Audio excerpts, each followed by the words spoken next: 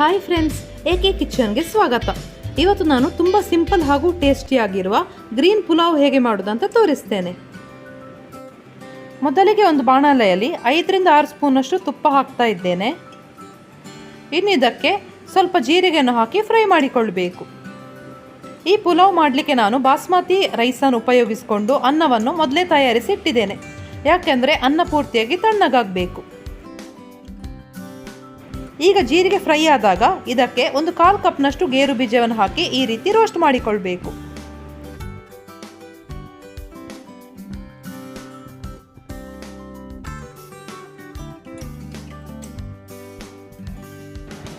ಗೇರು ಬೀಜ ಈ ರೀತಿ ರೋಸ್ಟ್ ಆಗಿ ಬಂದಾಗ ಇನ್ನು ಇದಕ್ಕೆ ಚಾಪ್ ಮಾಡಿದ ನೀರುಳ್ಳಿಯನ್ನು ಹಾಕ್ತಾ ಇದ್ದೇನೆ.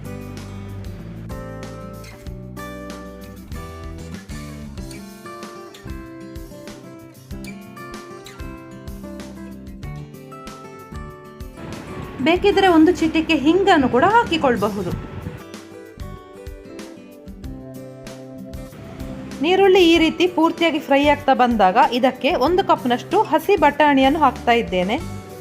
ಹಸಿ ಬಟಾಣಿ ಇಲ್ಲದಿದ್ದರೆ ಬೇಯಿಸಿದ ಬಟಾಣಿಯನ್ನು ಕೂಡ ಹಾಕಿಕೊಳ್ಳಬಹುದು. ನಾನಿಲ್ಲಿ ಫ್ರೋಝನ್ ಪೀಸನ್ನು ಯೂಸ್ ಮಾಡಿದ್ದೇನೆ.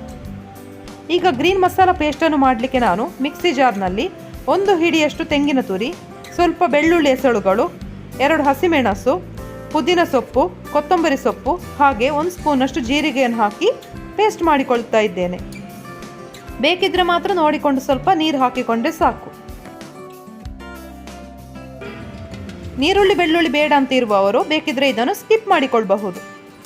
ಇದಕ್ಕೆ ನಾನು ಆಗಲೇ ತಯಾರಿಸಿಟ್ಟ ಗ್ರೀನ್ ಮಸಾಲ ಪೇಸ್ಟನ್ನು ಹಾಕ್ತಾ ಇದ್ದೇನೆ. ಇದರ ಹಸಿ ಸ್ಮೆಲ್ ಹೋಗೋ ತನಕ ಫ್ರೈ ಮಾಡಿಕೊಳ್ಬೇಕು.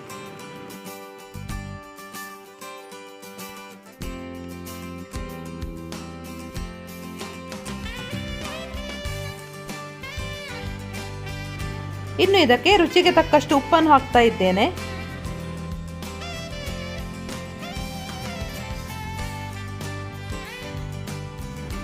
ಇದೆಲ್ಲ ಪೂರ್ತಿಯಾಗಿ ಫ್ರೈ ಆಗಿ ಬೆಂದಾದ್ಮೇಲೆ ಇದಕ್ಕೆ ಆಗಲೇ ಬೇಯಿಸಿಟ್ಟ ಬಾಸ್ಮತಿ ಅನ್ನವನ್ನು ಹಾಕ್ತಾ ಇದ್ದೇನೆ. ಬೇಕಾದಷ್ಟೇ ಅನ್ನವನ್ನು ಸ್ವಲ್ಪ ಸ್ವಲ್ಪವಾಗಿ ಹಾಕಿಕೊಂಡು ಚೆನ್ನಾಗಿ ಮಿಕ್ಸ್ ಮಾಡಿಕೊಳ್ಬೇಕು. ಈ ರೀತಿ ಒಮ್ಮೆ ಮಿಕ್ಸ್ ಮಾಡಿಕೊಳ್ಳುವ.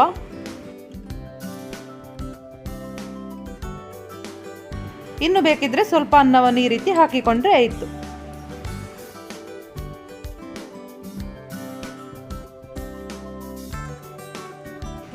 ವ್ರತದ ಟೈಮಲ್ಲೆಲ್ಲ ಬೇಕಿದ್ರೆ ಅನ್ನದ ಬದಲು ಅವಲಕ್ಕಿಯನ್ನು ಹಾಕಿಕೊಂಡು ಕೂಡ ಈ ಪಲಾವನ್ನು ಮಾಡಿಕೊಳ್ಳಬಹುದು.